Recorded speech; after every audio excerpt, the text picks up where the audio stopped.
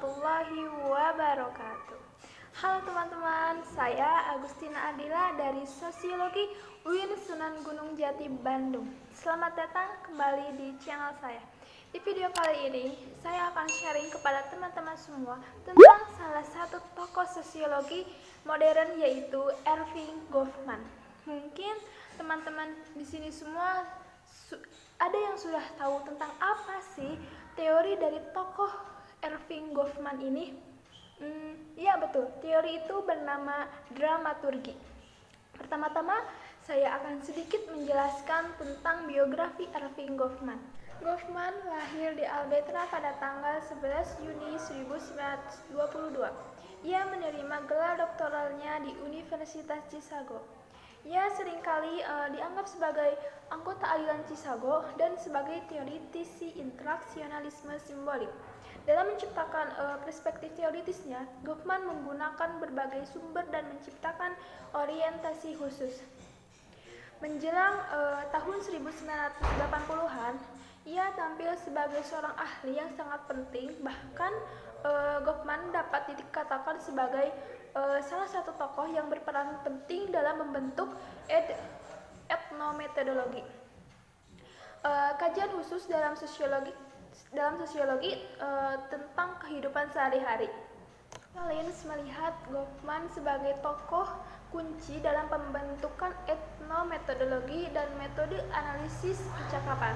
Sehingga saat ini, teori Goffman tentang panggung drama sangat relevan untuk digunakan dalam dimensi kehidupan sosial politik kontemporer. Goffman wafat pada tahun 1922 ketika ia berada di puncak kepopulerannya. Ia dikenal sebagai tokoh dalam teori interaksionalisme simbolik modern.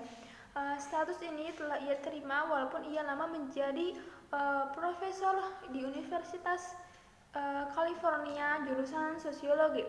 Goffman sempat terpilih sebagai presiden The American Sociological Association, tetapi di kala itu ia tidak memungkinkan untuk tampil menyampaikan pidato pengangkatannya karena sedang sakit. Itu tadi penjelasan tentang biografi dari Erving Goffman. Nah, sekarang kita akan melanjutkan tentang sejarah dari teori dramaturgi itu sendiri. Pada tahun 1945, ada salah satu tokoh yang bernama Kenneth Duvalbrook, seorang teoritisi literatur Amerika dan filosof, memperkenalkan konsep yang bernama dramatisme.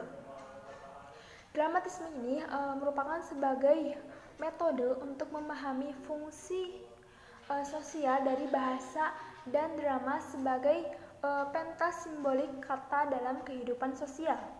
Tujuan dramatisme ini adalah memberikan penjelasan logis untuk memahami motif tindakan manusia, atau kenapa sih manusia itu melakukan apa yang mereka lakukan.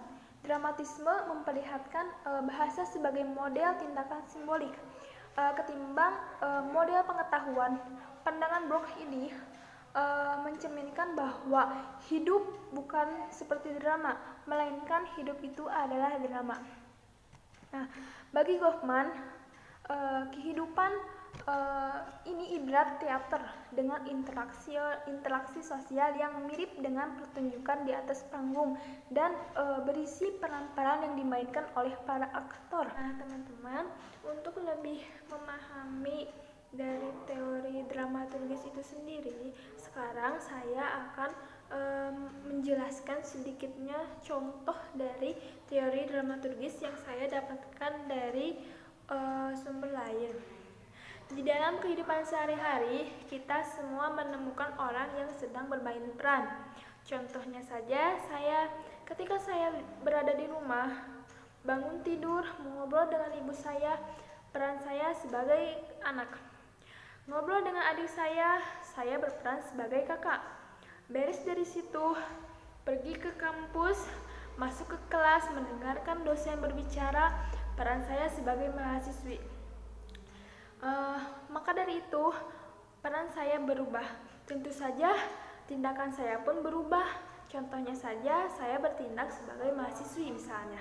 Maka dari itu, secara tidak sadar, saya atau teman-teman semua sedang memainkan peran atau dalam kata simpelnya itu berdrama. Maka dari itu yang saya